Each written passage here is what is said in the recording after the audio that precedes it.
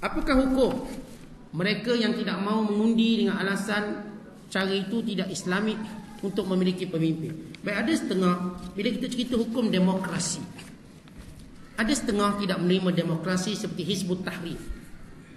Dan Hizbut Tahrir masalah dia, bila dia tidak mahu terima demokrasi kerana bertentangan dengan Islam, saya berpandangan mereka terlalu tersasar dan tersilap, dan mereka merugikan umat Islam.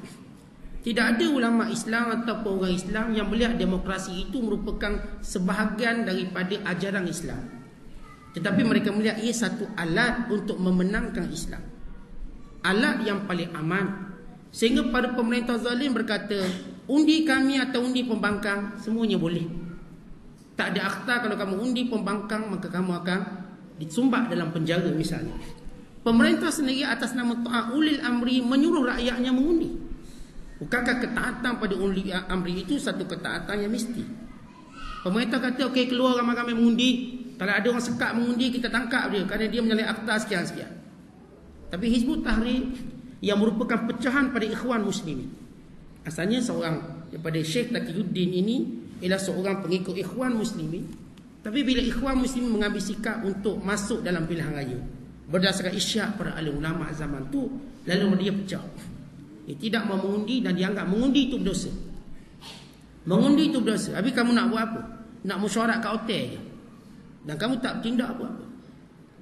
Dan kamu melihat bagaimana sistem undi memenangkan orang kafir. Sistem undi menjadikan orang kafir makin kuat. Sistem undi menjadikan orang kafir buat undang-undang dia. Sistem undi menjadikan mereka tukar cuti-cuti yang ada pada kita, yang kita ada ruang untuk kita mempraktikkan agama kita. Maka kita melihat sistem undi satu jihad zaman baru umat Islam.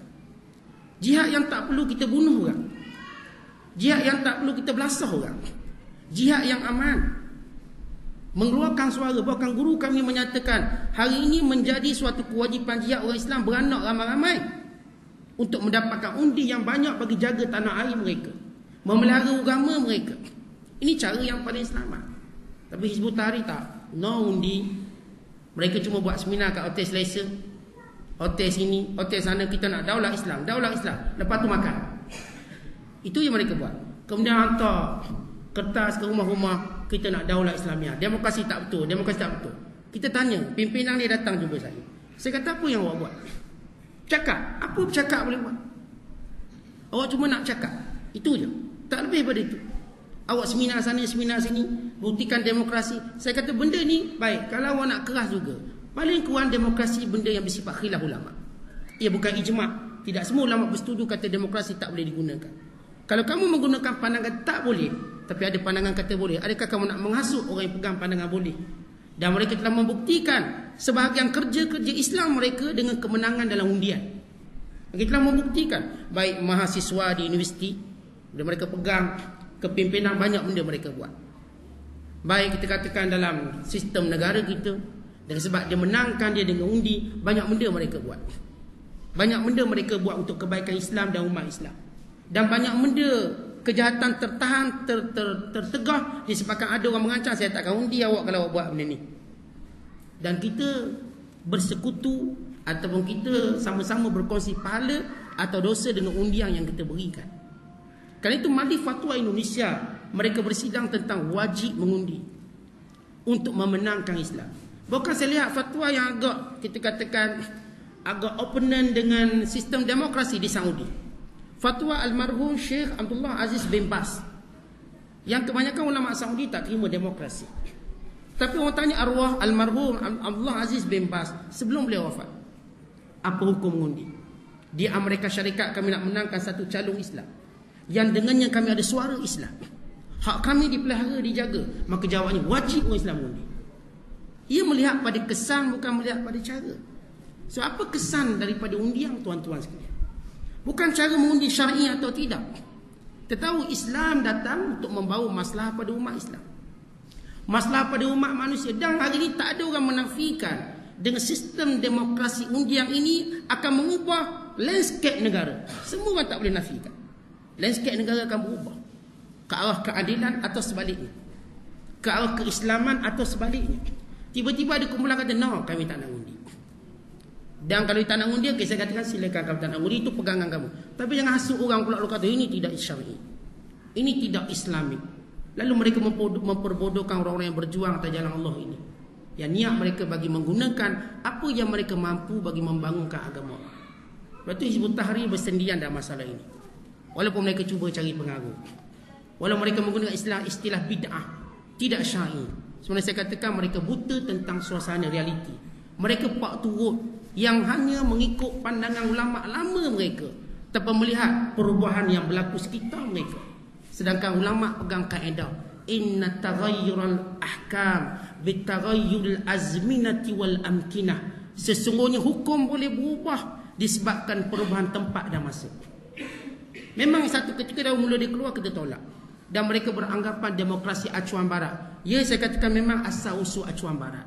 Tapi bila datang dalam dunia Islam, orang Islam tahu nak sesuaikan diri dia, tahu nak sesuaikan dirinya dalam menerima acuan tadi. Sebagaimana kita terima sistem pendidikan barat, sebagaimana kita menerima sistem pentadbiran barat, kita tahu nak sesuaikan. Sebagaimana kita gunakan sistem kepolisan, ia bukan sistem Islam, ia sistem Rom, ia sistem Parsi. Sistem parlimen bukan sistem Islam, ia sistem daripada Rom dan Parsi. Maka kita ambil lalu kita Islamikkan dia dengan cara betul. Baik polis disuruh tutup aurat, baik lelaki baik perempuan. Sistem ketenteraan bukan daripada sistem Islam. Zaman Rasulullah tentera semua suka rela, tidak ada pakaian seragam, name tag tak ada. Mereka dalam keadaan begitu suka rela. Lepas solat zuhur pergi perang, tak ada seragam. Tetapi Umar Al-Khattab melihat, meniru sistem Rom yang mengkhususkan tentera bergaji dan tidak bergaji. Itu satu sistem, benda sama jihad. Cuma bagi tentera yang sudah dibayar gaji, mereka tidak berhak mendapat ghanimah. Yang tak dibayar gaji, yang suka rela, mereka ada ghanimah. Kenapa Umar Khattab letak tentera bergaji ini? Kerana negara yang perlu dijaga makin luas. Dia tak boleh suka rela dia hari dia tak nak kan. Maka perlu terus dibayar gaji dan jaga di sini.